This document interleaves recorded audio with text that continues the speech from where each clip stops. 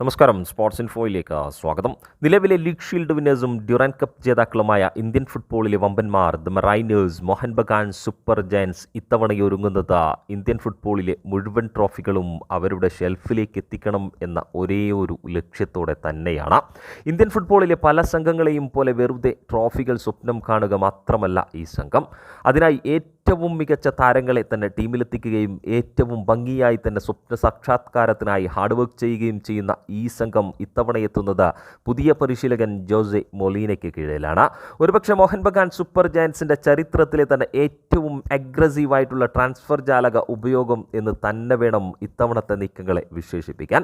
ഇന്ത്യയുടെ star midfielder അപ്പൂയെ record തുകയ്ക്ക് തന്നെ ടീമിലെത്തിച്ച സംഘം എ ലീഗിൽ നിന്നും റെക്കോർഡ് ഗോൾ സ്കോറർ ജാമി മെക്ലാരനെയും സ്കോട്ടിഷ് സ്പെഷ്യൽ ഇതിനോടകം തന്നെ ജാംഷഡ്പൂർ FC-യെയും മുംബൈ സിറ്റി FC-യെയും ഒക്കെ ലീഗ് ഷീൽഡ് നേട്ടത്തിലേക്ക് എത്തിച്ച ഗ്രെഗ് സ്റ്റിവാറ്റിനെയും ടീമിലെത്തിച്ച സംഘം ഇത്തവണ അത്ഭുതം കാണിക്കുമെന്നതിൽ ആർക്കും സംശയം കാണില്ല.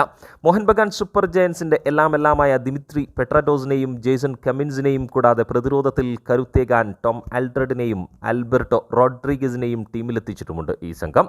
ഈ കരുത്തൻ സംഘം ഇനി എന്തൊക്കെ സ്വന്തമാക്കും എന്ന് കാത്തിരുന്നു തന്നെ കാണേണ്ടിയിരിക്കുന്നു.